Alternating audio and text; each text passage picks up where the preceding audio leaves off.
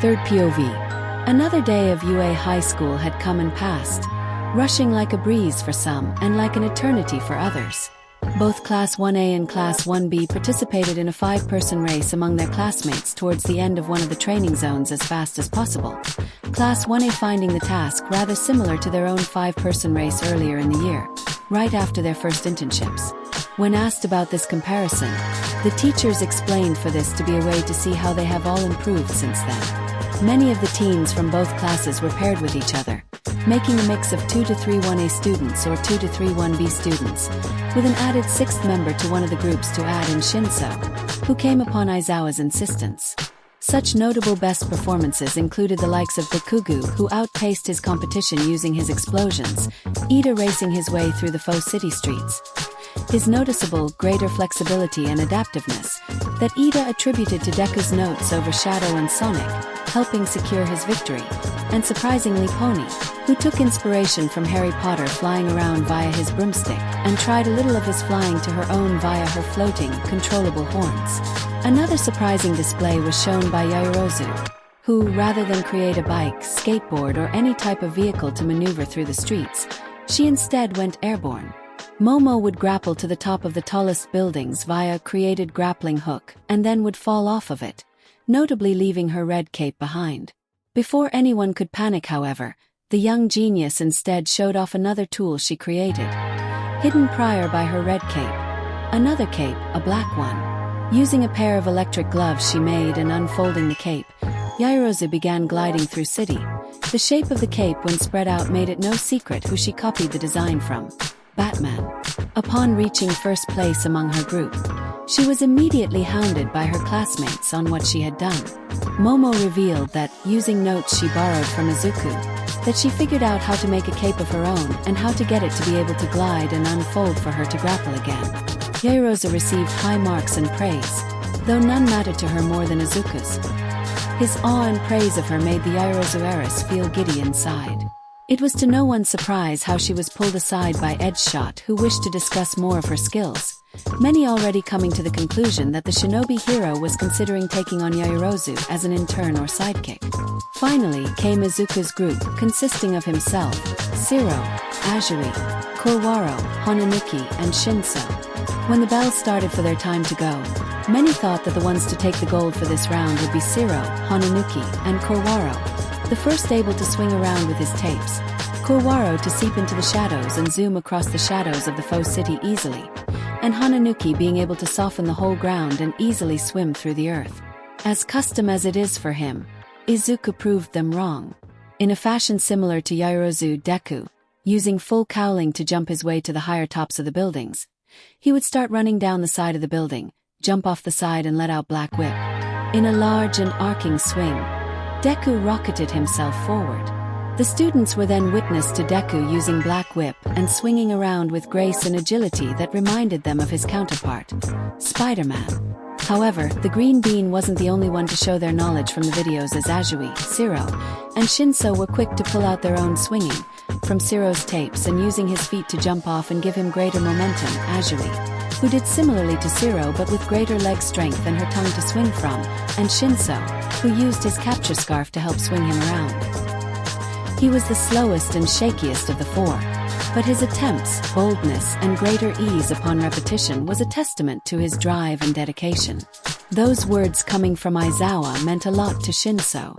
With the school day over and done, the hero students, after a nice shower and a change to regular clothes, met up with Melissa, May, Powerloader, and David Shield, all of whom were trapped inside the support course lab for hours since dawn. To the four, it felt like time had passed too quickly as they both studied the device and the blueprints towards the lightsabers. Powerloader did make a note that May's overeagerness was at first a bit much to handle, but David Shield's warning seemed to have set the pink-haired inventor in check. As they gathered in the gym, Izuku was nervous and anxious. Not of what they might see in the device this time, although it did cross his mind. No, his nervousness was made apparent by Melissa sitting next to him, and furthered more and more when his gaze met the rest of the girls of his class, May, Nijire, and Setsuna even. Ever since his talk with Eri, Deku's mind throughout the day was a mumbled mess. his thoughts constantly shifting back towards the girls and the big question that Eri left him after their talk. What do I feel for them? At first, he wanted to say close friends and classmates and acquaintances, but it left him ultimately unsatisfied.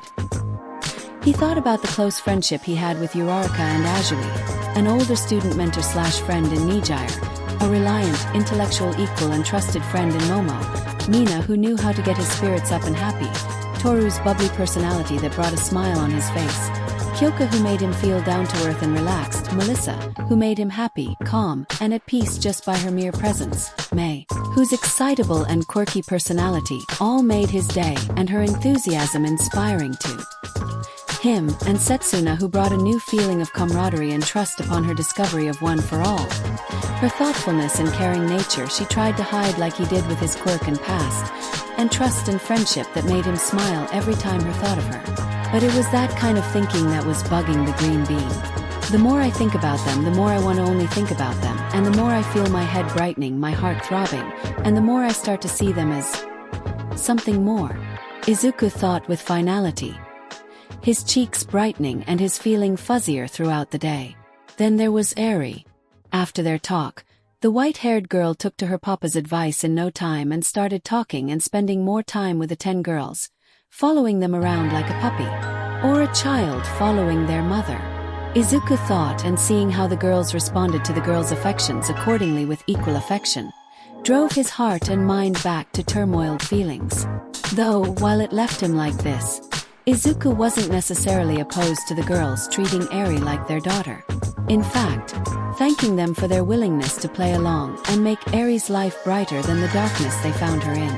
Okay, Izuku, just suck it up, control your emotions and figure it out later, Izuku told himself, stealing his mind back to the device being set up currently. It's time to watch videos. After Nizu gave a quick short speech, saying that they will watch at most 10 videos for today, the rodent principal gave May the go-ahead to start the next video. May found the latest recently unlocked folder titled He-Man vs. Lion-O. He-Man vs. Lion-O. Uraraka repeated the title, confused. Don't know why, but those names sound manly as hell already, Kirishima said, getting pumped up. May pressed the play button, and the video began with the death battle music and title screen full of bloody chains. Ah, the glorious 80s. Wiz began sighing in nostalgia, as images of various 80s-themed images were shown. That odd era of big hair, guitars, and goofy muscular heroes of questionable sexual preference. The students chuckled, agreeing with Wiz of the rather flamboyant-looking fighters on screen, one of them half-naked and the other not far off. Kirishima and Tetsu, though rather focused on how muscular and badass the two looked, and so started growing more excited. He-Man, Master of the Universe. Boomstick announced the first fighter. And Lion-O, Lord of the Thundercats. Wiz introduced the second. He-Man. Momo questioned, eyebrow raised. A rather redundant name. Thundercats. Kyoka joined in her best friend's questioning. So, is it like a group of alien cat people? The wild pussycats perked their ears up and grew slightly more interested in the cat-related and looking fighter. He's Wiz and I'm Boomstick. Boomstick introduced the two of them. And it's our job to analyze their weapons, armor, and skills to find out who would win. A death battle. Wiz finished the introduction. The first fighter, the audience could have only described him as a flamboyant All Might. He appeared in both a weaker form and as a muscular figure that Kirishima and Tetsu found could contest the likes of Hercules and All Might. His regular form was smaller and less muscular, wearing what looked like casual clothes for royalty. He wore a pink, open vest with a white undershirt with sleeves around his large arms, light violet pants that hugged his legs and bright salmon boots. His muscular form caused the men of the group to gawk and the women to stare in awe or blush. The bowl-cut-haired styled blonde's more muscular form was half-naked. His private parts only clothed in a furry speedo, furry boots, and a golden belt, and his massive chest hugged by a battle harness that crossed over his body diagonally like an X, with a red, cross-shaped gem in the middle. He was also shown wielding a long silver sword, and accompanied by a green tiger with orange stripes. While the girls giggled at his bright-colored outfit in his weaker form, the guys felt pumped up by the blonde's more muscular form and how he looked like a Herculean caveman with a sword. He-Man. "Let's go, Cringer," Prince Adam said to his cat companion as they ran out a large pink castle. He-Man and Battle Cat are about to make an appearance. He-Man. A chorus of men proclaimed as the name, He-Man, appeared in bright neon blue over a black screen. "Heh, it is like an 80s TV show." Setsuna chuckled. Prince Adam is the pathetic, bumbling son to the royal family of Eternia. Wiz began He-Man's analysis with a diss. He-Man shown running into a lamp and crashing to prove his point. "Ha ha, dumbass." Boomstick laughed. The scene drew some giggles and chuckles from the students, though some eye rolls and raised eyebrows from the more cynical adults. Though some among did let out a chuckle like Miruko and Mike. Background. Alter ego Prince Adam. Height. 2.1 meters / 6 foot 11 inch. Weight. 145 kilograms per 320 pounds. Descendant of King Grayskull. Leader of the heroic warriors. Master of the universe. Trained by Man-at-Arms and Tila. An excellent singer. Then one day, a bird-clad sorceress, the sorceress of Castle Grayskull, gave him the secret powers of Castle Grayskull, transforming him into He-Man, the most powerful Chippendale in the universe. Was revealed, showing said sorceress turning Prince Adam into He-Man. Fabulous secret powers were revealed to me the day I held aloft my magic sword and said, "By the power of Grayskull," Prince Adam explained, lifted his glowing magic sword into the air and declared, "He-Man." The chorus sang again as Prince Adam transformed into He-Man in a flash of white lightning and glowed with power. "I have the power. Now that's a manly transformation," Tetsutetsu yelled out pumped. Wait, that's his origin story?" Boomstick questioned incredulously. He just thrust his sword up and down and yelled some random shit until he turned into a near-naked superhero? "Well, more like a cheap action figure," Wiz replied, showing a He-Man plastic action figure. While snickers sounded from the students, All Might couldn't help but compare his own transformation into his muscular form to this He-Man. The former symbol of peace paid closer attention to this fighter, wondering if he was just as strong as him or more considering his magical origins. Powers. Herculean strength. Super durability. Super speed. Super breath. Can create a tornado. Acrobatic. He-Man possesses Herculean strength, speed, durability, and a super breath which can blow over most foes, and probably a few other things if you know what I'm saying. Boomstick explained perversely, as He-Man blew away a purple-hooded, blue-skinned man with a skeleton for a face and beast man. Momo sighed, already annoyed. "He's never going to stop with those perverse jokes and comments, is he?" she asked. "About as likely as Mineta not acting like a perverted degenerate," Kyoka said dryly. "Hey!" Mineta yelled, yet no one paid him attention. "Although those powers of his are impressive," Suka said. "He's almost a half-naked, magical All Might. But his greatest strength is not in his muscles, but his voice," Boomstick added. "And I said, H-Y-Y-A-Y-A-Y-A-Y." He-Man sang that meme song, throwing his head back as he sang, and said, "Hey, what's going on?" Laughter. That was all that could be said about what the group had witnessed. They held their sides from laughter, pounding on their armrests, or laughing like howler monkeys from hell, like Bakugu. "I can't breathe. I can't breathe." Setsuna stuttered out from her laughter, holding her sides. Aizawa and Endeavor both looked like they were half a second away from climbing up to the roof of UA and jumping to rid themselves of what they had seen, or at the very least, dump soap into their eyes. Asterisk sniff asterisk truly, the voice of an angel. Boomstick sniffed and cried. Agreed. Kaminari sniffled as he and Zero slow clapped. Beautiful. Mineta whimpered out, his hands forming an okay, a lone shining tear escaping one of his eyes.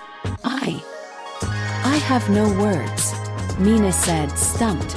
choosing to just join her friends and clap. As stupid as that was some good singing, Kyoka admitted. Arsenal. Power sword. Indestructible. Boomerang throw. Deflects destructive rays. Binding chains. Merged with sword of the ancients. Other magical properties. Bolus. Grappling hook. Shield. Korodite battle harness. Multiples his strength by 10. The indestructible power sword is the conduit for his immutabilities and has some unique powers of its own. Was explained, showing a silvery sword with a wide hourglass shape at connection with the handle till it ended in a double-sided blade. Gah! Too bright. Dark Shadow cried out in pain at the brightness of the sword. So, his sword is what he draws his power from, Edshot said, cupping his chin in thought. It must be some sort of magical beacon to draw power from. Like any good sword, it deflects lasers and can also do a bunch of other random stuff, like magnetize special rings, or tie people up with magic S&M. Boomstick listed. He-Man shown deflecting lasers, magnetizing rings, and binding foes with magical chains. Ignoring that last thing, it seems like the perfect tool for both offense, defense, and capture. Power Loader said. And it can deflect lasers like lightsabers too, David said, nodding impressed. It could deflect by beautiful naval laser too, Oyama mentioned. And while he is skilled enough to throw his sword like a boomerang, somehow, he occasionally uses ranged gear, such as a grappling hook and bolus, to battle evil forces like those of Skeletor. Was added. The most badass-looking villain with the weirdest-sounding voices ever, Boomstick pointed out. Silence, you fuddy fool. Skeletor yelled in his goofy voice. I've had enough of your whining and bumbling. That voice does not fit with how he looks at all. Sato shook his head in disbelief. Way to state the obvious, sugar dunce. Bakuga roared, annoyed. Goofy-sounding archenemies aside, I don't know where he's keeping all those things. I mean, he's practically very much Huhoecho. Boomstick exclaimed as he saw He-Man draw out a bola from his furry undergarments. Somehow. Wait, did he just pull those out of his Speedo? Hagakure asked, confused. Where is the space to store them? It's like my Shiranui and her infinite steel fans that come out of her sexy loose outfit. Mineta compared, already getting a bloody nose remembering mine. I'm just surprised that you guys are fixating on that rather than the sword being used as a boomerang. Sin shook his head with amazement. I guess our priorities have become so screwed with all the craziness we've already seen. Wei shrugged. You'd think he'd keep it in his battle harness made of korodite. Boomstick continued, highlighting He-Man harness and He-Man tossing skull-faced castle like it was nothing. Which, by the way, further multiplies his already insane strength by 10. That's what the sorceress fashioned this harness from. He-Man pointed to his harness and explained, it helps add to my power. So that harness increases strength as well. Izuku muttered as he wrote down the info on his notebook. Beside the title of He-Man was a question. Is his counterpart All Might? Izuku likewise realized the comparison between All Might and Prince Adam with their transformations and strength. Prince Adam is not the only one getting a power-up. Wiz jumped in, the screen showing the green tiger with orange stripes. He has an adopted cat, whom he saved from the jungle at a young age.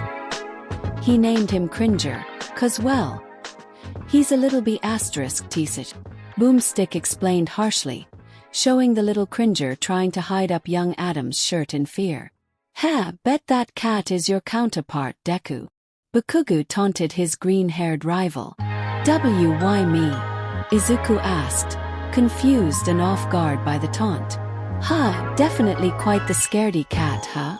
Mirio joked. Silence was what preceded the horrible joke. Boo! Mina booed, giving a big thumbs down which sparked some chuckles. But whenever He-Man transforms, he zaps the little pussy, turning him into the ferocious battle cat. Boomstick continued, He-Man firing a white beam of energy at Cringer, the green tiger growing a little larger and roaring.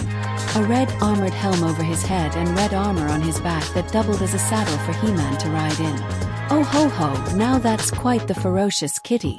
Pixie Bob squealed, even more interested at the amped-up Battle Cat. Indeed, Tiger nodded, approving. Quite the impressive transformation.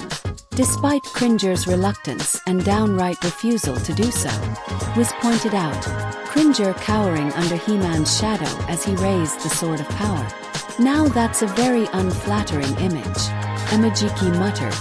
That's mean. Eri whined, feeling sorry for the green-furred cat, whose fluffy fur she thought was like her papa's hair. He's kinda like the Michael Vick of cartoon heroes. Boomstick joked, pasting former disgraced athlete's face over He-Man's. Who the hell is Michael Vick? Kaminari asked, confused. He would get his answer by from Zero, who tapped the teen on his shoulder to face him and whisper the information in his ear. Kaminari's reaction was one of shock and disgust. Ugh, not cool.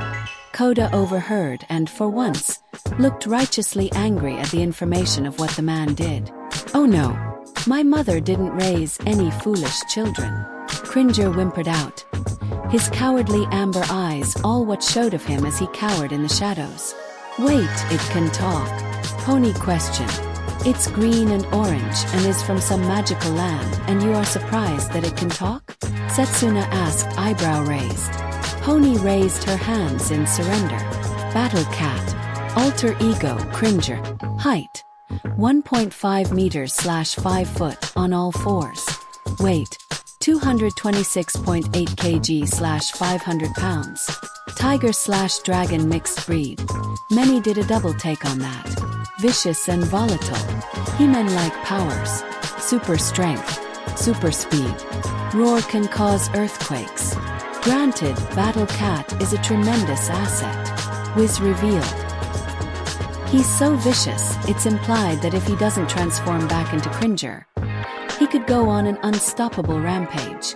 After all, he is half tiger, half dragon. Gimme gimme gimme gimme gimme gimme. Boomstick exclaimed like a toddler. Gimme gimme gimme gimme gimme. Both Setsuna and Rin cried at the same time. Hold on, that's an awesome creature. Bakugo declared. I take back what I said about you being that cat's counterpart, Deku. No way you're that cool. Deku didn't know whether to take that as compliment or as an insult or both. When it comes to Kaken, you can never know, he thought. As interesting as this Battle Cat is, I have a feeling that he won't be much of use in this death battle. Okoyami said. Why? He's a half-dragon, half-tiger combo. How can he not help? Kaminari asked, confused. The rules of death battle. Okoyami explained. Aid towards combatants via others is prohibited. In other words, Battle Cat could not help in He-Man's fight because he would be an assist to his fight, which is not allowed. Oh yeah. Zero nodded, remembering the rule. Well, that sucks. He-Man has moved mountains, reversed a tornado, ran in circles fast enough to create a vacuum dash. Wiz began listing He-Man's feats as shown. The fuck? Boomstick guffawed, confused. Agreed. What? Mineta exclaimed in awe. Manly. Kirishima and Tetsu said together.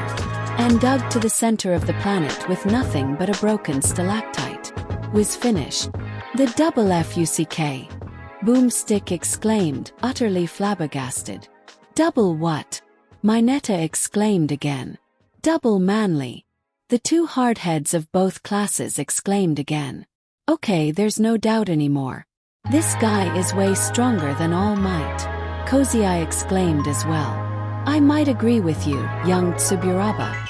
All Might agreed, impressed by the other muscular blonde's feats. Moved a mountain. Lifted the city of Arcadia. Reversed a tornado. Can break photanium. Has battled Superman. Pushed a moon. And many, many other seemingly impossible things. He even shattered photanium, the strongest metal in his universe, when even his closest friends believed it would be too much for him. Was further revealed. He-Man bursting through a coffin of the supposedly indestructible metal. And he traded blows with Superman. You know that one guy who can lift entire planets and maybe killed your favorite person ever? Boomstick revealed, showcasing footage of the Goku vs Superman fight. That one. Super manly. Kirishima and Tetsuto yelled. Please make them stop. Reiko groaned, the usually uninterested or emotional goth girl annoyed at their repeated lazy enthusiasm. So, he's fought Superman before and looks to be holding his own. Izuku muttered, started to write at lightning speeds. He must be able to hold his own against Superman because He-Man's powers are explained to be magical, which Superman is weak towards. Well, he's not that strong, but he did manage to push a moon once. Or twice. Wiz admitted. So not Superman level strong, but strong enough to contend against a scion like Vegeta who punched and moved the moon in his fight with Shadow. Momo deduced. Well done, Mr. Midoriya and Ms. Yaoyorozu. Well done indeed. Nizu clapped his hands. A +4 excellent deduction. Wait, no one said we were getting graded on this. A pale Kaminari screamed, horrified for his life. A sentiment shared by his fellow unacademically gifted students. You aren't. Aizawa groaned out, rubbing the bridge between his eyes. The rat was just messing with you all. Ah, fun's over. Nizu sighed dejected, though his childish voice held a sarcastic mock to it. Although, I would appreciate you not calling me a rat in front of students, Eraser. Then pay me more. Aizawa boldly retorted to Nizu's laughter. Weaknesses may revert back to Adam from extreme force. Power of Grayskull can be relinquished. Lacks deadly ranged weaponry. Limited experience with violence. Pacifist. But despite his miraculous strength, he is not invincible. Was warned. Enough raw force can revert him back to the far more vulnerable state of Prince Adam. He also despises violence, preferring to outsmart opponents, and thus has much less physical combat experience than you'd think. All Might perked up. If he can revert back to his normal form after too much force, then it is almost exactly like my own limits when I had one for all. All Might thought. Though, he doesn't appear to have any time limit like myself. Not to sound mean or anything, but given that singing from before and that as Prince Adam he was called an idiot, I'm rather surprised that he can outsmart his enemies at all. Suka said honestly. Perhaps his magical transformation into He-Man likewise increases his intelligence. Ibera suggested. Also, I find his pacifistic nature rather admirable and heroic. Though that shit will be a problem if he has to get dirty and make some hard choices. Kamakiri interjected. Ibera shot her classmate a glare for cursing but couldn't deny the downsides towards pacifism. While a noble set of mind, they also said that they will have their fighters ignore or mitigate their personalities or attributes that keep them from killing each other. Jirota reasoned.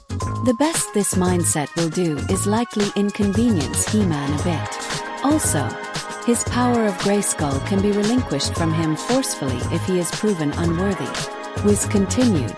Additionally, while an unstoppable powerhouse up close and personal, he lacks more deadly long-ranged weaponry, with his bolus used mainly for capture and his sword risky to throw. Still, he's pretty good at beating the ever-living crap out of people, no matter what planet or series he's on. Boomstick said. That's right. Wiz agreed with his co-host as they showed a He-Man with blue pants, blonder hair wrapped in a ponytail, and his battle harness replaced with a single strap. The 1990s New Adventures of He-Man is technically the same He-Man we all know, giving him much more experience. Wait, what was that? Boomstick paused the footage and music and asked. Shoo, this is vital. Wiz whispered. No. Go back. Right there. Boomstick rewound the footage to He-Man placing two halves of broken link of a chain, and in a brief, dim flash of light, the chain was repaired and intact. There you go, fella. He-Man said to the large animal the chain was attached to. Good as new. What dash? Boomstick guffawed again, zooming in on He-Man's face. Kaminari and Mineta laughed at the close-up shot of He-Man's straight, unfazed face. Meanwhile, Ida and Momo looked like their brains were malfunctioning, staring frozen, slack-jawed at the screen. How WW with the and the other. Momo stuttered, utterly confused. Okay, so it's broken. I guess I'll just magic it back together. Boomstick said in a mocking voice. The magic of the 80s, Boomstick.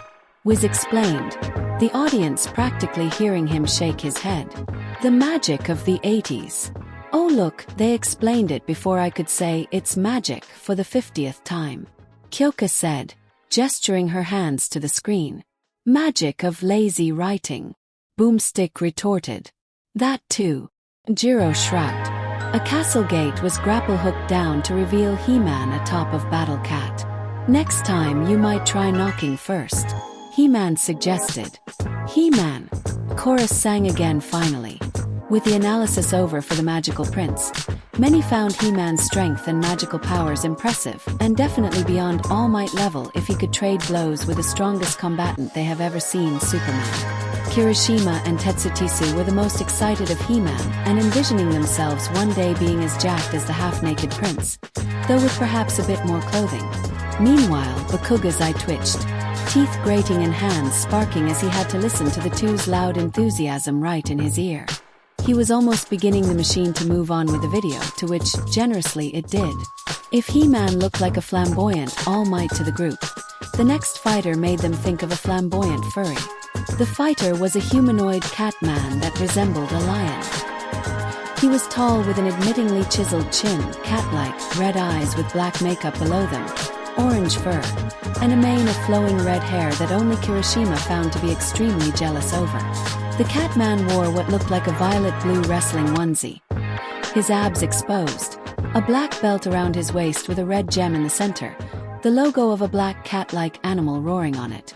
The Catman likewise wielded a sword of his own that seemed to change sizes from a dagger to a longsword. Lion-O. Thundercats! A more whispered chorus exclaimed as Lion-O raised the sword over him, and then in front of him. His glowing cat eyes behind the red glowing eye on the sword's clawed cross-guard. Hey, they did same thing like He-Man, like they are an 80s show in this world. Zero chuckled and pointed out.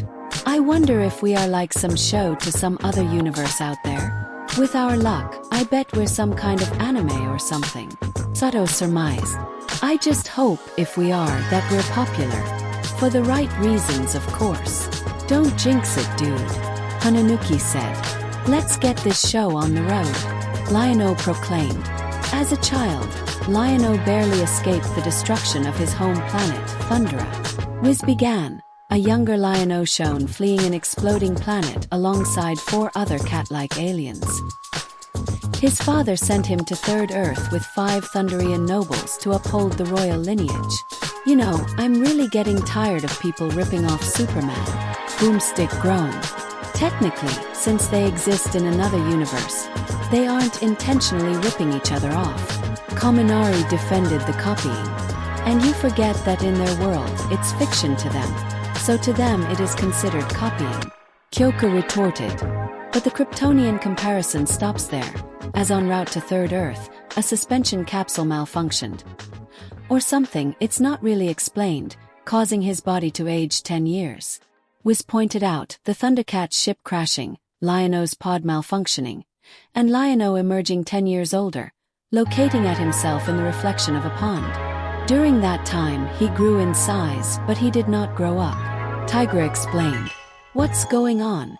Lion-O asked, confused, bumping his head on the capsule door.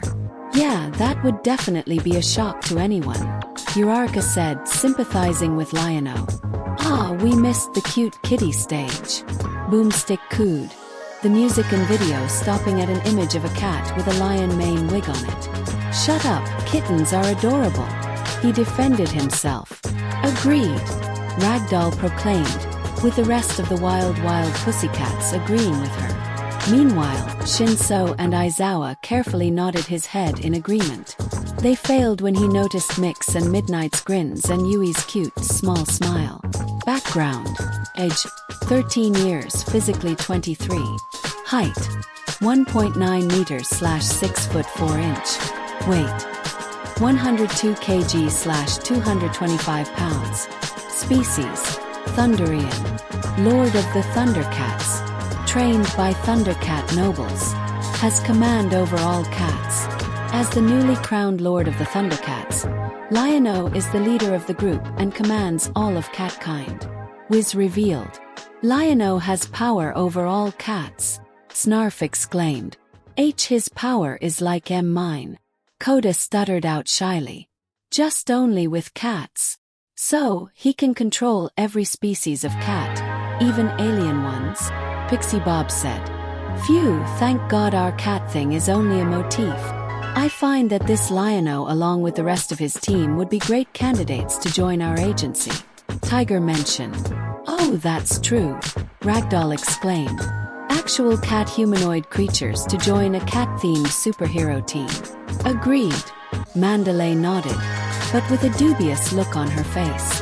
Although I do find it odd that, despite his new physical age, that they would crown an emotionally 10-year-old boy as their king and leader. I don't find it too weird, Izawa muttered. We did the same with All Might. The adults laughed out loud at Izawa's diss at All Might. Even Endeavor smirked and Hawk swore, chuckled. You're never going to stop comparing me to a child, are you? All Might asked, slightly annoyed. No, Izawa said. Guess he woke up on the wrong side of his sleeping bag today. Mike whispered to Midnight, the two noticing his boldness against the Nizu and now the diss at All Might. Let him be, Hizashi, Midnight advised, a hand on his shoulder. You know why he's a bit cranky. Since this morning, Nizu informed the three that he, All Might, and Gran Torino had contacted Tsukachi about the situation of the device and the Kirogiri's potential, as both Mike and Izawa still held onto identity as Shirakumo. Despite the detective's desire to see the device for himself, Tsukachi assured them that they will get right on to figuring out for sure and getting them the appropriate clearance for a meeting tomorrow. The three agree, though it was clear that the delay had made the insomniac teacher rather grouchy. Well, grouchier than usual. Against the evil forces of Mamare, a once loyal Wahank, advisor to the pharaoh now turned evil, undead sorcerer, Lion-O was forced to mature on the battlefield. Wiz explained. He is a quick learner, helped by his cat-like abilities and attributes. So, their villain is a mummy? Ciro asked, though still shivered at Mamare's rather disturbing appearance. The strife of war and conflict can harden and grow even the most childish and innocent of hearts, Shot said sagely. The UA students, especially those of Class 1A, can certainly agree with the shinobi hero's words, having been forced to mature and grow rapidly during their fights with the League of Villains, which means he's got superhuman agility and senses. Boomstick said, Lion-O backflipping and performing acrobatic feats. Right. For example, while a human's nose has 5 million odor-sensitive cells, a cat's has over 200 million. Wiz revealed, showing a picture of a little adorable cat. Mike and Midnight were pleased that Izawa's grouchy glare looked to have softened by the picture of a cat. Oh, is that a smile on you, Shinso? Pony asked, looking down to notice Shinsu's small, yet noticeable smile. No, Shinso replied, swiftly hardening his face back to his usual dull look. I just have a fondness for cats.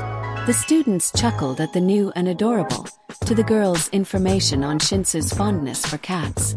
Todoroki made a mental note to add the information as a possible new lead in his side theory project. Dadzawa. Speaking of which, Mike grinned and looked at Eraser. Are you sure the kid isn't yours? He asked cheekily. Izawa's only answer was a glare. Meanwhile, Yui cursed silently at Pony for ruining the rather cute sight of Shinsu's smile, that she may or may not have been seeing the whole time. Yui then got to pondering, wondering what would Shinso think if he noticed her with cat ears. Cats can hear 5 times better, have panoramic vision, and use their whiskers like antennae to scan for trouble, meaning it's actually very unlikely for curiosity to kill a cat, unless they're distracted by bright shiny things. Was explained and then admitted, showcasing footage of Felicia versus Takaka and the two distracted over the butterfly. Ah, don't remind me of that. Nijire whined childishly, not wondering to remember losing her fight. Ah, cheer up, Nijire. Mirio patted her knees from row below her. At least you got to see your Princess Peach counterpart win, right? True, Nijire said, brightening up. And you could maybe ask for Yaoyorozu to make you a Felicia outfit to tease Izuku. Mirio suggested, a wide, shit-eating grin on his face. If Nijire had cat ears like Felicia, they would perk up high at that moment. Suddenly, Nijire's frown turned to a wide, blushing grin that screamed mischievousness and excitement. Run, Midoriya. Run. Amajiki shook his head, already mourning Midoriya. Lion-O wears a manly sports bra and wrestling shorts and doesn't seem to own anything else, Boomstick joked. Guess someone forgot to pack, clothes for the interplanetary trip. Highlighting his point was Chitara being magically given clothes. I guess modesty isn't much of a thing for these cat alien people. Mike shrugged. Only seemed to use them for armor and such. Wardrobe aside, he wields the Sword of Omens, a pocket-sized dagger, which transforms into an epic blade after the most badass battle cry ever. Boomstick revealed, showing the dagger-sized weapon transform into a glowing double-edged sword. Thunder, thunder, thunder. Thundercats, Seicho. Lion-O cried out, each thunder and swing of the weapon making the blade extend, before lifting the fully lengthened sword to the sky. Cry out, and the red eye of the sword shift into the Thundercat symbol and project a spotlight of it to the sky. Is he calling his team hoes? Mineta asked/joked. Kyoka facepalmed so hard, it left a red hand-shaped mark on her face. Now that's a manly battle cry, Kirishima exclaimed. Almost as much as He-Man's. I like the thunder and lightning part of it too. Kominari nodded. Sword of Omens. Cuts through most material. Extends immeasurably. Can be summoned from a distance. Flight. Casts force fields. Sword beams. Lightning, fire, or varied temperatures. Taser plus guiding beam. Scattered explosive beams. Many, many more. It's an extremely durable, double-edged blade that cuts through stone and steel with ease. Boomstick explained, showcasing the sword's abilities. It can fly, make force fields, and shoot over 15 different kinds of beams. Lightning bolts, fire blasts, and even a tractor beam, which Lion-O can guide things with, which is great for when you're on the couch. Sword of Omens. Bring me snacks beyond snacks. And a beer. And a hot naked badash. Mineta exclaimed before an explosion to the face shut him up. So, the Sword of Omens can project lightning bolts with greater accuracy than Kominari. Fire blasts like Todoroki and laser beams like Aoyama's naval laser. Izuku began listing all the Sword of Omens' abilities. Like He-Man's power sword, it would be the perfect weapon for offense, both long-ranged and short-ranged, and defense with his ability to make force fields and can extend the sword longer to keep his enemies farther from him. He can also use the tractor beam to hold and capture enemies. Shut your annoying muttering, you shitty nerd, before I blast your face off. Bakugo yelled out, annoyed. So, the comparison between these two appears to be their similar magical swords that grant them an undefined number of magical abilities.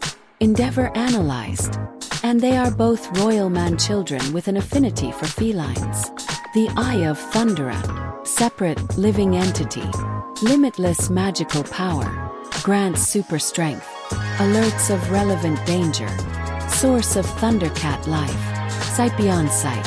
Surveys events across space and time. Visual and audible.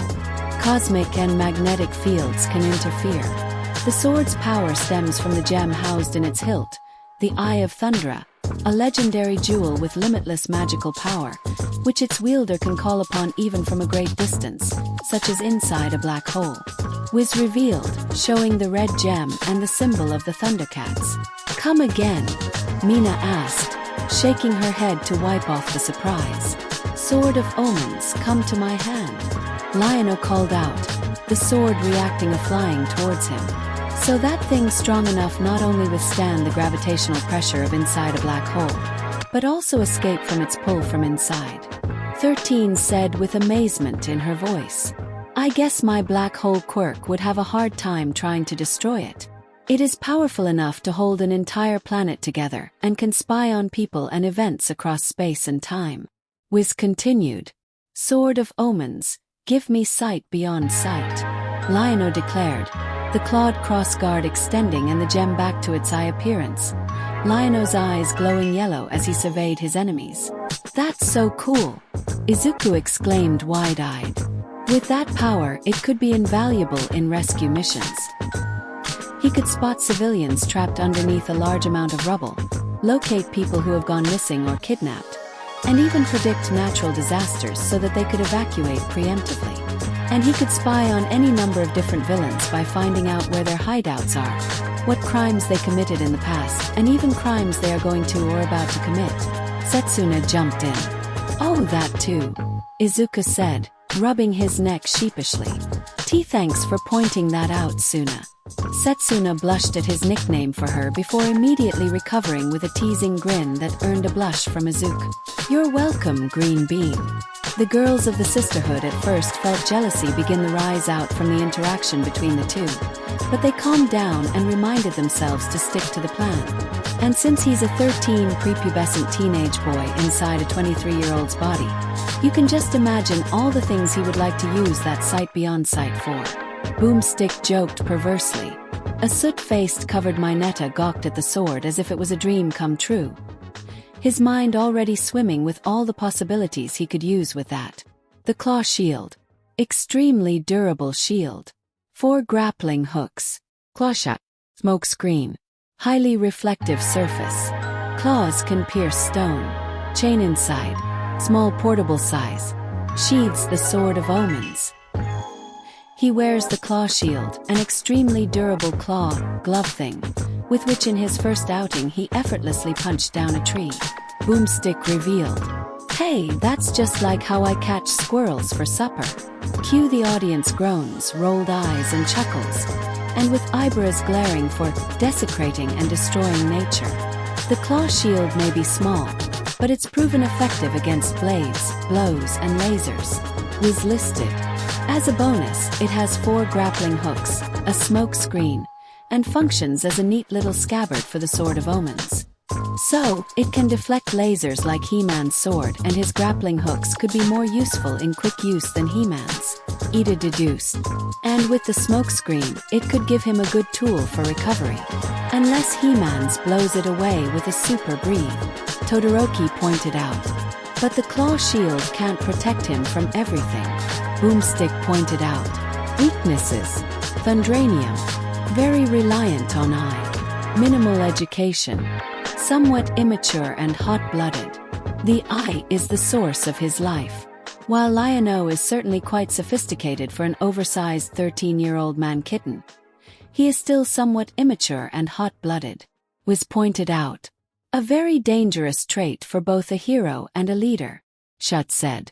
Also, both Lion-O and the Eye of Thundra share a common weakness to a glowing red rock called Thundranium.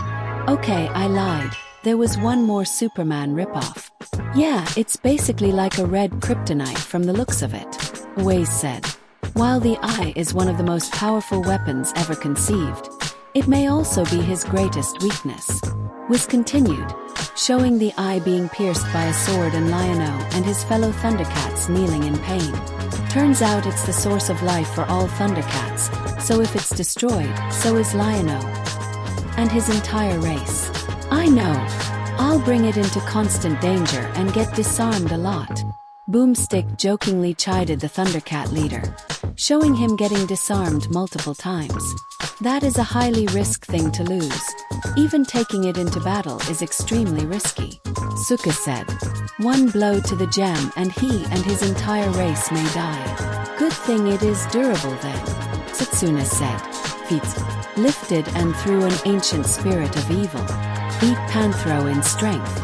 Beast Chitera in a 5-mile sprint. Pulled an escaping starship down. Survived the vacuum of space. Held together a broken planet. Still, Lion-O is stronger, smarter, and faster than any other Thundercat. Was countered with Lion-O's feats. He can pull down a spaceship attempting escape velocity and won a foot race against Chitera, who can run 120 miles per hour. Faster and stronger I get because of his grown-up body. But I thought he was still a 13-year-old kid inside mentally. Shoda asked. I suppose that his smarts may be street smarts, or that Eye of Thundera may have given him a cram course in everything. Kurwaro replied. Oh, and look. He fought Superman too. Boomstick said, Lion-O slashing Superman across the chest. Huh. What a coincidence. Shrug. And since that sword's magic, one of Superman's weaknesses, I'm sure that slash was painful. Aways pointed out. True. Nodded. I think this also helps ensure that both fighters aren't from the same universe as Superman. Izuku jumped in. How come, Izuku? Melissa asked. Both He-Man and Lion-O have now encountered and fought Superman, which normally would imply that they belong to the same universe. But they also made it clear that all the past fighters are in separate universes compared to each other in some way or form. Izuku explained. So, for both of them to be fighting Superman, they could be using some means of multiversal travel like the device can do. He's tough enough to survive boiling water, the molten core of the planet, and even the vacuum of space? Wiz listed, confused on that last one. 80s magic, Wiz. 80s lazy writin' magic. Boomstick repeated Wiz's words from He-Man. If he can survive lava, I wonder how much my acid would work. Mina pondered, looking at her hands. Honestly, probably not much. Jiro replied. Sword of Omens. Give me power beyond power. Ho! Lion-O roared out. His entire body covered in yellow lightning. Hey Lion-O, it's not okay to just call someone a hoe like that. Kaminari chuckled out. While the guys snorted and chuckled at the joke, the girls rolled their eyes, exasperated. Boys, they thought. Alright, the combatants are set, was said. Let's end this debate once and for all. It's time for a death batit Lily. Boomstick roared out. The video paused as the device searched for multiversal counterpart to the two fighters. In the meantime, the group voted among themselves who they thought would win this fight. For those who voted for He-Man, they include All Might, Izuku, and Gran Torino, the three confident in his strength, speed, and his similarity to All Might, Setsuna, and Rin. Ultimately they chose because of Cringer Bakugu, who likewise voted for Cringer, but also because of He-Man's All Might level strength, Mirio and Ibra, because they both liked his sense of pacifism, Eri, who thought he was goofy and funny, Sato, who also voted based off He-Man's strength, Edgeshot, who felt he was the more mature and level-headed of the two, and Nizu, who only smirked. Tetsutisu also voted for He-Man, the choice between the two extremely manly men being hard for him, but ultimately chose for his photanium-crushing feat. For Lion-O, his voters included Koda, who liked Lion-O's ability to talk to cats, all four members of the Wild Wild Pussycats, for camaraderie of their cat-themed hero, Kaminari, who liked the Sword of Omens and its badass powers, Mina and Ojiro, who liked Lion-O's acrobatic skills, Mineta, who had to be shocked a bit by Kaminari to shake him out his thoughts, Aoyama, who liked Linoa's style and flair, 13, who though the Sword of Omens was the superior weapon, and Kuta, who thought looked cooler than He-Man. Kirishima was torn between the two awesome, manly men, but Lion-O's mane and fierce battle cry won out for him, and so voted for the Thundercat leader. Multiversal counterparts detected. The device finished scanning for counterparts. Prince Adam aka Chun. Multiversal counterpart. Toshinori Yagi aka All Might. No wonder, Oji said. When you think about it, with All Might's true form and the same blonde hair, Herculean physique, it made sense. Guess you're the same mentally incompetent muscle head in every universe you are in. Gran Torino mocked All Might, who went from proud to comedically sullen. Lion-O, multiversal counterpart. Izumi Kuta. Kuta, Mandalay exclaimed, surprised. Ha, rather fitting. Pixie Bob shrugged with a smirk. He truly is the nephew of a pussycat if his own counterpart is an alien cat person. Hey, isn't that cool, Kuta? Izuku patted the surprised kid's shoulder. We found another counterpart of you, and it's a leader and king. Isn't that cool? Why yeah, cool, Kuta muttered, still stunned to learn that his counterpart was such a cool hero who helped people. Now, ever since before his parents' death, Kuta started to wonder what he would look like if he were a hero too. Additional multiversal counterparts detected. Cringer aka Battle Cat. Multiversal counterpart. Izuku Midoriya. Bahahaha. Well, isn't hilarious? Monoma laughed mockingly. And so, fitting. A weak and frightened cat compared to another weak, scared Dash. Monoma's face quickly met the ground. Everyone rather surprised that the one to put him there was a pissed-off Uraraka. She cracked her knuckles and glared coldly at Monoma's slumped body like it was garbage. I told you, never insult my Deku again. As they managed to get Monoma out of the ground and get a talking to by Vlad for instigating another clash between classes, Deku's shock quickly turned to blushing surprise. Yurakaka. What did you mean when you said MMID Deku? Deku asked. Uraraka and the girls froze like statues. WWW, what do you mean, D-Deku? Uraraka stuttered out, slowly craning her horrified red face back to Deku. IJ just said Deku. Tita, that's all. Deku looked uncertain, swearing that he heard her say my Deku, but just nodded slowly. The two returned to their seats blushing up a storm, unaware or uncaring of the teasing smiles they received from their friends. Stupid. Stupid. Stupid. Why did you say it like that? You almost confessed. Stupid. Stupid. Uraraka mentally berated herself, highly tempted to smash her face into her armrest. Meanwhile, Deku tried to calm down his burning face, his mind at war. One side saying he heard right and the other claiming they misheard. Though, in truth, Deku didn't know if that part was based truly on denial or fear of what he might really fear. Meanwhile, Eri looked between the two and smiled brightly. Aha, Miss Oka really does like Papa. And Papa likes her too. Eri cheered in victory inside her mind. So, Miss Oka is really Mama Oka now. I have to have Papa and the others confess.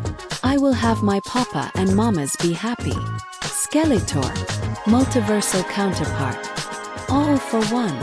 All Might narrowed his eyes in hate at the sight of his most hated nemesis as another nemesis in another world. No matter what universe, no matter who we are, you always are a thorn in my side, all for one.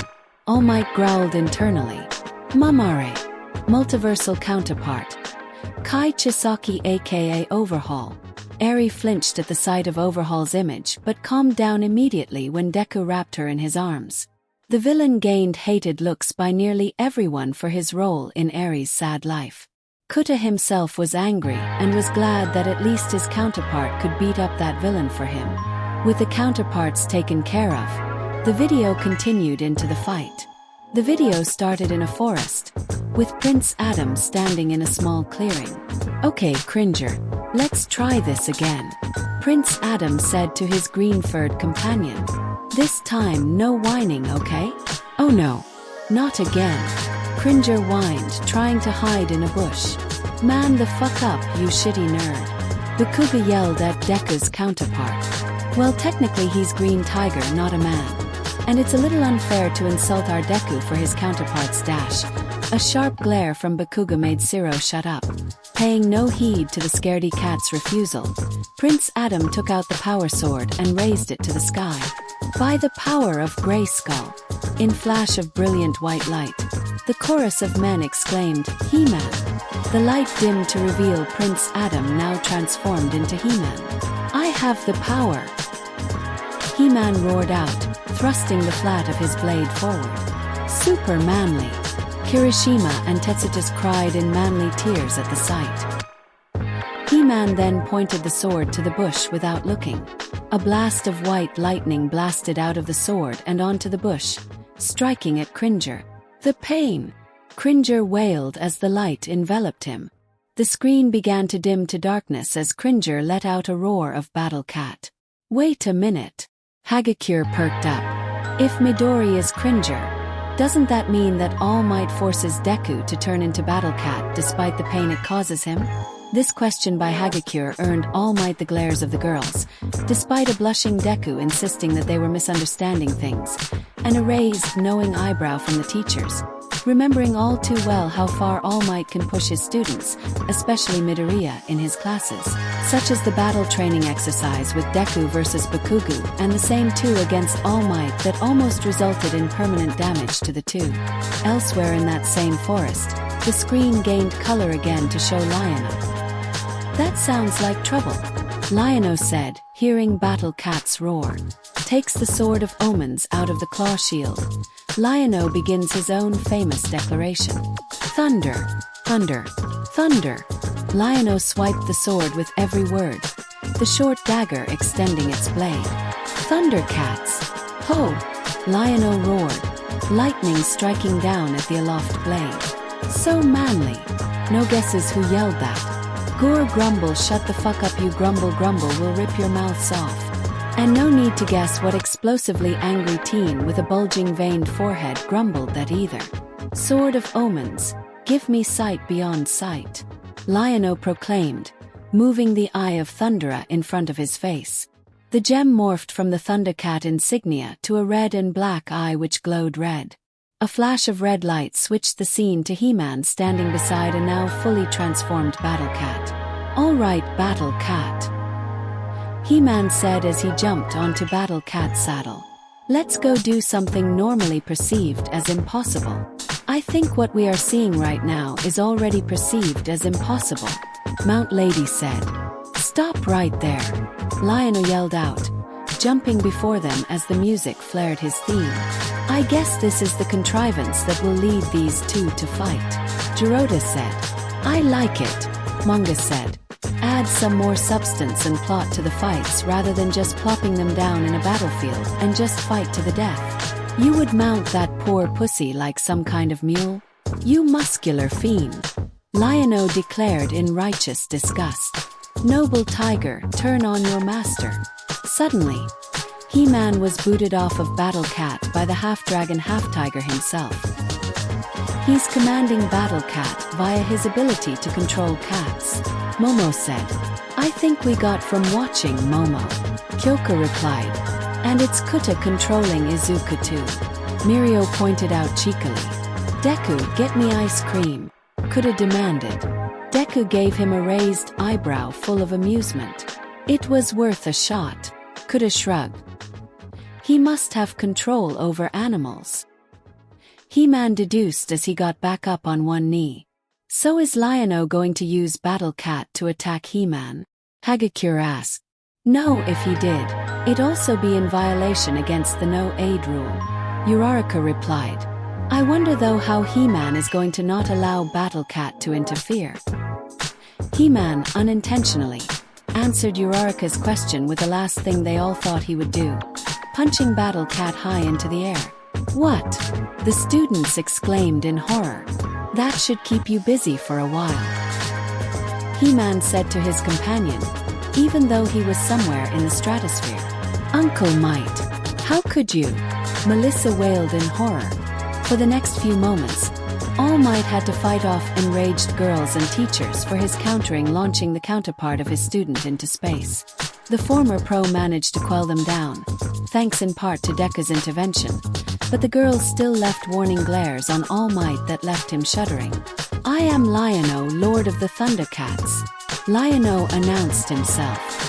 "And you will pay for your animal cruelty. I am He-Man." He-Man introduced himself back while pulling out his sword. "Back off, feline. You are clearly not equipped to dash." Lion-O cut him off by proceeding to take out the Sword of Omens. "Oh," He-Man simply said in response. "Fight." Lion-O quickly fired a lightning blast at He-Man from his sword, to which the Royal Chippendale deflected it back with his own sword back at Lion-O, who blocks it too. Not only is He-Man's sword able to deflect almost all of the Sword of Omens' powers, but Lion-O's sword can also shield him from them. Ida analyzed. They will clearly be unable to win with their sword's powers alone. He-Man then picked up a boulder and threw it at Lion. The leader of the Thundercats leaped at it, slashing through it with his blade in mid-air, before crashing his sword down onto He-Man's sword. "Now that was badass," Kamakiri whistled, impressed, hoping that he looked just as cool with his quirk.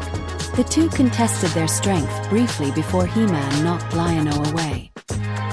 He-Man leapt forward himself in front of the long red-haired cat alien. The two began to clash, He-Man slashing at Lion-O with a power sword, but the cat alien would block them all with his sword and claw shield. Lion-O disappeared only to reappear, attempting to slash at He-Man with swift and fast slashes, the magical prince managing to block to them as well. He-Man slashed his sword forward as Lion-O swung, knocking the Sword of Omens away from Lion-O. Ooh, Lion-O got too greedy, and said. He attempted to attack at him with quick strikes that when He-Man could keep up and predict them, He-Man could easily disarm him. Momo said in a more analytical way, "Surrender. You are defenseless." He-Man ordered Lion-O, attempting to resolve the fight peacefully. Is he truly wishing to end this without bloodshed? Ibra said hopefully. Oh, Ibra, you sweet summer child. Setsuna shook her head and patted her shoulder. What kind of videos do you think we're watching? Ibra frowned. I've got plenty of tricks left. Lion-O rebuttal. Lion-O swiftly used his claw shield smoke screen, enveloping He-Man in the thick smoke and jumping back. Smart, Izawa said. He's left defenseless and used his smokescreen to retreat for his weapon and to plan his next move. He-Man coughed and sputtered inside the smoke.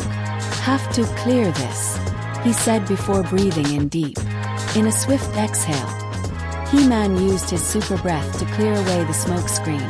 You called it, Todoroki.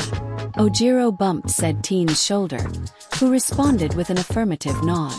There. Don't you know smoking is bad for your lungs? He-Man quipped. Now where did he go?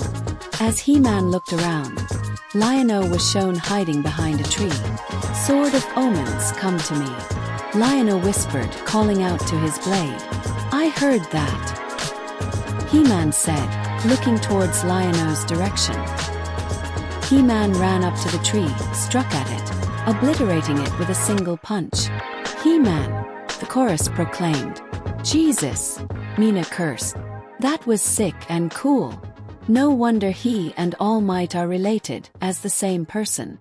But as the dust cleared, Lion-O jumped back to safety. Suddenly, the Sword of Omens flies past He-Man, slightly nicking his shoulder, before returning to Lion-O's hand. Ho! Lion-O roared, thrusting his blade forward, firing multiple bolts of lightning. And there he goes again. He-Man, you know it's not nice to dash. Oh my fucking god, we get it, you discount Pikachu. Bakuga roared at Kaminari with red annoyed eyes. His ho sounds like ho. Say that stupid joke again and I'll launch a howitzer impact to your head to see if you knock your brain right. A terrified Kaminari, metaphorically, zipped his mouth and threw away the key. He-Man once again deflecting the blasts with his sword with swift precision. The Prince of Eternia then threw his sword towards Lion-O, who quickly ducked. He missed. Pony said. Don't forget that it can return like a shroomerang. Kanoko said.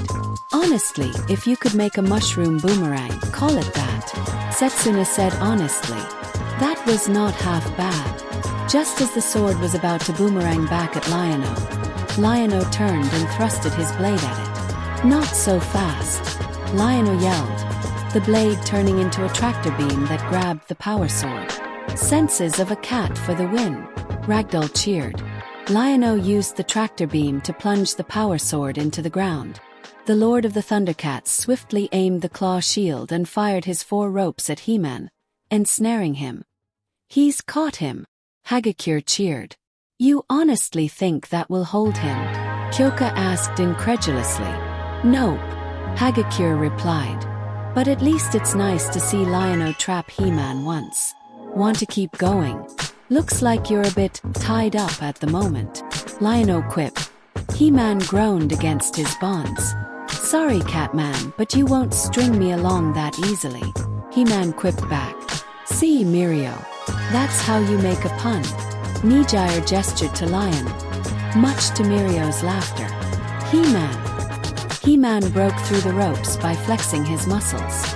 Lion-O fired more lightning at He-Man, the Royal Chippendale running, flipping and dodging the bolts. You sometimes forget how large hulking guys like that can be so fast and agile. Cozy Eye whistled at He-Man's speed and dodge skills. He-Man slid to a stop. A whirlwind should blow him off course. He thought up. He-Man began to run around in a circle multiple times, creating a tornado and launching it at Lion-O, the aged-up royal getting sucked into it. He made a tornado by spinning around, Izuku said, recalling how All Might made a tornado in a single Detroit smash to defeat the sludge villain. Just like All Might. I think I've got a hairball. Lion-O groaned as he spun inside the man-made twister. Ew, Eri said, grossed out. Tamaki, didn't you get a hairball after you ate a piece of cat fur for your quirk? Mirio asked. I don't want to talk about it. Amajiki groaned, hiding his head from the group as he shuddered at his one-time experiment gone horribly wrong. Eventually thrown out of the tornado, Lion-O acrobatically flips in mid-air into a sliding landing. Now that was some nice acrobatics, Mina declared impressed. Midori, can you write that down for me? Please, please, please. Yes, sure, Mina. Izuku stuttered, blushing hot red at Mina's face being at close proximity to his own. Izuku's eyes drifted to her lips and felt drawn to them, only for him to snap out of it. His blush growing hotter, and went back to his notebook to write it down, trying to ignore how Mina smelled like bubblegum. After regaining his full bearings, Lion-O lunged towards He-Man, who ran forwards as well, retrieving his sword from the ground. Just afterwards, He-Man is slashed by Lion-O at his side. Lion-O slides to a stop before running back up to him, but stopping in front of He-Man. His sword pointed right at him. Behold the power of Thundera! Lion-O proclaimed and fired a powerful beam of white light, launching He-Man far away till he was out of view. Now to finish you off, Lion-O said. Wait. Where did you go? His childlike rashness occurred, Snipe said. He was so focused on launching a powerful attack that he ended up losing sight of his opponent. A rookie mistake, an especially bad one considering the strength and speed of his opponent. Sword of Omens, give me sight beyond sight, Lion-O declared, looking back at the Eye of Thundera and its power. In Lion-O's point of view, the gem shows him a faraway mountain. A mountain? Uraraka questioned. A mountain. Why show me this? Lion-O asks confused. Wait a minute. Lion-O then sees the mountain being slowly lifted upwards. He-Man right underneath it. Impossible. Jaws dropped at the impossible feat. No way, Mina exclaimed. He-Man. Without warning, the entire mountain is flung up into the air. Lion-O looked up to see the entire mountain falling towards him. By Thundera! Lion-O swore in disbelief. He lifted and threw an entire mountain. Hagakure yelled. Only you, Toshi. David shook his head in fondness. Sword of Omens, give me power beyond power. Lion-O roared, thrusting the Eye of Thundera towards the falling mountain. With this, Lion-O fired a large, powerful beam of yellow from the Sword of Omens at the incoming mountain. As the blast collided with the mountain, it exploded and disintegrated into dust. Eyes widened further at the equally as impressive feat. Yep, power beyond power. Manga chuckled out, and exclaimed emoticon on his text bubble. Aoyama gasped out, feeling slightly jealous that his naval laser could not be able to perform such a feat. As Lion-O was focused on the destroyed mountain, He-Man rushed in and swiftly sucker punched the off-guard Lion-O. He-Man!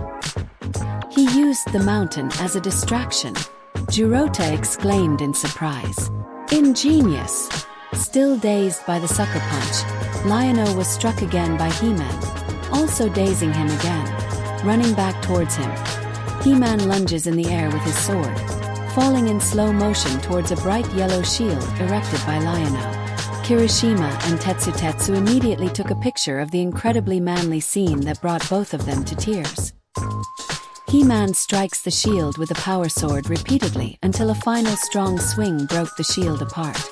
Fat Gum couldn't help but grin, the scene reminding him of the Hisaikai raid and he and Kirishima's battle against Rappa and Hikiji, and how he tanked multiple hits from Rappa and tried to power up his final attack when Kirishima blocked and tanked Rappa's attacks until he could unleash a final blow to take out both Rappa and Hikiji. Lion-O quickly recovers and then extends the Sword of Omens' blade, stabbing into He-Man's shoulder. "Yes!" Kirishima exclaimed, believing the battle about to end in Lion-O victory. "Finish him!" Kuta yelled. "Time for the climactic finale," Lion-O declared. However, before Lion-O could do so, He-Man simply punched the Sword of Omens, which in slow motion showed the sword bending and traveling towards the handle until the sword completely shattered. "Gah!" Lion-O exclaims in pain, some of the sword's shards scratching his eyes and faces. "He-Man! No!" the He-Man voters exclaimed. "Yes!" Izuku and Melissa cheered in unison. The two froze and looked at each other, making the same pose, and blushed. How was that possible?" Uraraka exclaimed confused. He-Man could destroy the strongest item in his universe simply by flexing his way out. Momo reminded them. If he can do that, he surely punched the sword into pieces. And that way he did that, it looked like something out of an 80s cartoon for sure. Setsuna snickered as the sword shattered, leaving the Eye of Thundera to fall onto the ground. "That's not possible!" Lion-O yelled in disbelief, hand over his face as in the pain and temporary blindness. He-Man responded by leaping down and landing on Lion-O, the Cat King crying out in pain as he was gravely wounded. "Haha, you are finished," He-Man declared. "Just finish him already, you blonde buffoon," Bakuga yelled, impatient and anxious to see his fighter win. As Lion-O groaned in pain, He-Man then notices the Eye of Thundera floating upward. "That gem. It's looking at me," He-Man said, suspicious and curious over the floating gem. Without warning, the Eye of Thundera burst in a burst of red energy, firing a large beam of energy at He-Man. "No!" He-Man groaned as was being blasted by the massive power. "No!" Tetsu yelled in horror. "Yes!" Lion-O voters exclaimed. Without any other option, He-Man slowly stalked towards the gem, stomping through the energy before grabbing the gem with both hands. "Wait! What is he doing?" Pixie Bob asked, suddenly scared. "Gray Skull!" He-Man yelled out as he held the gem aloft. "Give me the strength of the castle's secrets." And with a mighty finish of the music, He-Man shattered the Eye of Thundera in his hands. "No!" /yeah, the group exclaimed one more time, the He-Man voters high-fiving each other and the Lion-O ones slumping in their seats in defeat. With the gem's destruction, Lion-O slumped over dead. "And there he goes." Kaminari scoffed at his fighter's defeat. At least his victory put Lion-O out of his misery. Melissa put a bright spin on it. Even if it was a counterpart, seeing any form of Kuta die in front of her was unpleasant towards Mandalay. At least the whole fight was a simulation. She tried to convince herself. Izuku noticed Kuta pouting as he lost. Izuku looked up to All Might and gestured at the little boy, subtly to talk to him. Buffing up, All Might called down with, "Put that frown upside down, young man." Gaining Kuta's attention, All Might continued. "Your counterpart was truly a worthy opponent, young Kuta. He nearly put my other stronger self on the ropes there a lot of times. Fear not and take comfort that your true self is still alive out there, likely saving lives and leading his team. Well done." Kuta was surprised at the praise from the symbol of peace, especially at being told his counterpart almost beat his, someone All Might claimed was stronger than him. Kuta looked at Izuku, who simply nodded, agreeing with All Might's words and gave Kuta a thumbs up. Kuta's eyes brightened and he smiled, a smile that warmed both Izuku's and Mandalay's hearts. He-Man crouches down towards the dead Thundercat. "Well, looks like curiosity killed this cat," He-Man quipped. Battle Cat suddenly lands on 2 feet, unharmed before He-Man. "Ha ha ha ha ha." He-Man laughed heartedly at his victory and pun. He laughs like you, idiot. Gran Torino snickered, catching All Might's own laugh off guard, resulting in a bloody cough and debuff to his skinny form. KO. He-Man. The chorus sang finally as He-Man sang with rainbows around him, while Battle Cat began to chew on Lion-O's remains. Oh my god! He's singing! Nijire laughed, joined quickly by everyone else. What a crushing defeat! Boomstick punned. Okay, now they're reaching, Mina said, unimpressed by Boomstick's pun. While He-Man had little trouble overpowering Lion-O's physique, the Eye of Thundra is easily the most dangerous weapon He-Man has ever faced, more than capable of obliterating him if given the chance. Wiz began explaining the results. However, not only can the Power Sword deflect all Lion-O's main attacks, it's obvious He-Man is strong enough to break the Sword of Omens. Boomstick explained. Just like how the super strong and horribly named Tugmug broke it in the Thundercats show. So, it has been broken before, Melissa said. Makes more sense that He-Man, who is quite clearly stronger, would break it more easily. A moon weighs approximately 70 quintillion metric tons, Wiz explained, showing He-Man pushing away the moon, and science behind the weight of a moon and a weightlifter. The highest official amount a human being has ever lifted without support is over 260 kilograms, even after excluding the Cordite battle harness. He-Man is 10 quadrillion times stronger than the strongest man on Earth. Add on the Cordite battle harness to increases his strength, and He-Man could clearly destroy both the Sword of Omens and the Eye of Thundra, which ended Lion-O for good. Wow, Suka said. I wonder how much that has changed nowadays. With quirks or without? Yes. See, and you guys all thought you'd never see He-Man pound a pussy. Boomstick joked. Groans and face palms sounded off, with only a drooling, still daydreaming Mineta not noticing. The winner is He-Man, Wiz declared. He-Man. Remember kids, it is very important to always get your pets spayed and neutered. He-Man lectured the audience. Otherwise, it may lead to unstable behavior and unauthorized breeding. Rawr, I miss my balls. Battle Cat complained. The guys and adults laughed at that, while Izuku shivered in fear, subconsciously covering his private area, at the thought of dismemberment, even as an animal. The girls likewise did not want to think about their Izuku being castrated either, not after May informed them, and the others afterwards, of the real treasure he held between his legs. Next time on Death Battle, Boomstick announced. Ominous music began to play, where a large man covered in a red cape walked out of the shadows, smiling menacingly at the screen with blank white eyes that glowed red. The man laughed, and his laughter echoed as the scene switched to the man floating in the air with a vile purple aura around him. Suddenly, the music crescendoed into a very familiar arcade battle theme.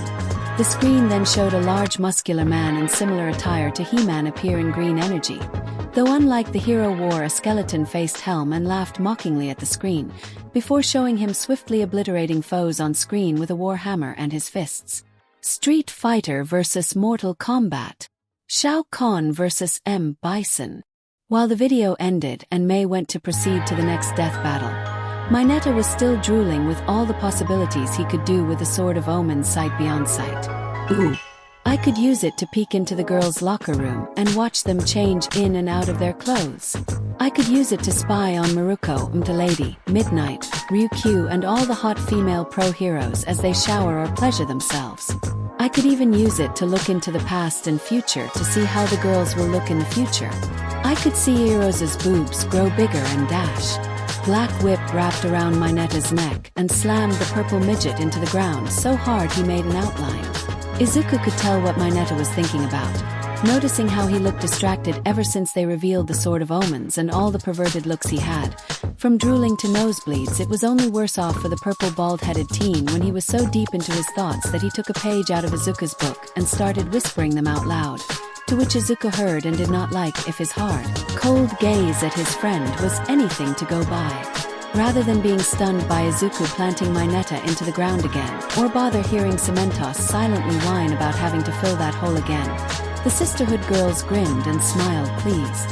obviously for the purple pervert being punished, but because of Izuku being the one to do it, and his angry look and obvious sense protectiveness towards them falling in line with their plan from last night.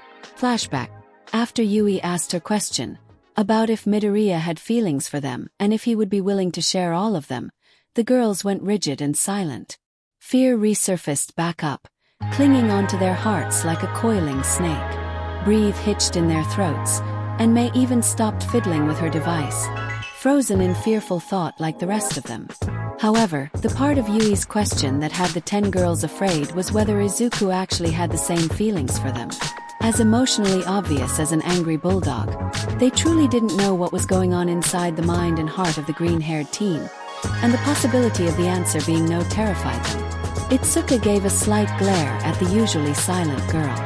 She wasn't truly angry at her friend, but was annoyed that she had to say such a question so bluntly. Then again, I think they needed to hear that, Suka thought. But she could have phrased it a little less blunt. Nope, it wouldn't be Yui if it wasn't blunt. Itsuka looked at the girls who were currently struggling on how to answer the difficult question, seeing looks of uncertainty, vulnerability, and even denial. She sighed and thought, well, I guess we should uphold our end of the deal and help them out of this. Talking over with her fellow 1B girls, all except the currently frozen Setsuna, they nodded. Itsuka quickly enlarged her hands and loudly clapped. Hey! She exclaimed, bring them out of their thoughtful stupors. Look, I wish there was another way of asking that question that didn't have you look like you got frozen by Todoroki, but whatever. Look, I know you girls may not like that question, but it needed to be said. You can't exactly plan on building a harem for a guy who might not be romantically interested. And you can't force it on him either. We wouldn't, Mina yelled, sounding offended. Itsuka raised an eyebrow at her. Well, maybe it crossed my mind, Mina admitted, sheepishly and guiltily. Regardless, we said we would help you with your Midoriya problem, and we thought of an idea, Suka said. The girls leaned in to hear, expectantly. Try to make him show it, Kanoko revealed. Excuse me, Momo asked, taken aback. If you want to uncover the truth behind Midoriya's heart, then you must stir and awaken those feelings through outside stimuli, Reiko clarified. Simply put, interact more with Midoriya, either by communication, romantic teasing, and I can't believe I am indulging this, with physical contact even, Ibra simplified. And then compare it to how he interacts with each other and other girls, even ourselves. Of course, we aren't going to come on to him, but think of it as tests to see if Midoriya has feelings for you all. Suka finished. Yeah, it might sound a bit simple, but you won't know unless you try to get closer to him and find out for yourselves. The girls of the sisterhood looked at each other with thought and apprehension before agreeing with nods and thumbs ups. All right, we will try, Momo said for the girls. And I believe I know a perfect way already to elicit Midoriya's feelings that would be tied to love. And what is it? Pony asked. Momo smiled. Jealousy. Flashback over. During the morning, Momo, with help of Ibra's expertise with herbs and May's and Melissa's smarts, created an aphrodisiac that they secretly poured into Mineta's morning coffee. It was just enough for the purple pervert to start feeling the effects around the time for the videos, and just enough for the purple perv to act more perversely and more unhinged, to express and try to attempt to complete his perverse desires more openly for all to hear and see, including Izuku, who would jealously and protectively defend them. The benefits would include to see how fiercely Midoriya would act to Mineta's advances towards them, and tell if they were based on gentlemanly courtesy and friendship or something romantically protective, alongside their usual interactions in the videos, to which they would amp up with more conversation and intimacy. And it was the perfect conspicuous plan that didn't involve putting the aphrodisiac on Izuku instead, although they agreed for that to be a maybe. A plus side would include if the other boys had feelings for the rest of the 1B girls, to which was how they convinced Ibra to this devious plan, no matter how much the blushing vine-haired girl tried to hide her enthusiasm. The downsides, however, included getting hounded by Mineta. Of course, this was already a common occurrence, but it would be a pain to have to stomach more of his lecherous looks, thoughts, and words. And of course, it would also be of detriment to Mineta. Despite his perverseness, He was still a classmate, and so they felt slightly guilty at putting the short teen into a game rigged in favor of being met by Midoriya's fist, but that was why they only put a little. And why they didn't go all out on the aphrodisiac like May suggested. They wanted to gauge Izuku's feelings, not get Mineta killed by him. So, seeing Izuku react, Setsuna, with her great observation skills, started to write down the information on a notebook from Midoriya. They labeled the love book. They blamed Hagakure for the unimaginative name.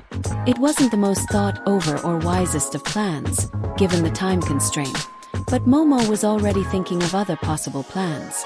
Sending a final look of apology towards Mineta, knowing this was just the beginning of a painful ordeal for him. The girls continued on, and May pressed the button to proceed to the next video. All the while not knowing the real truth of what happened.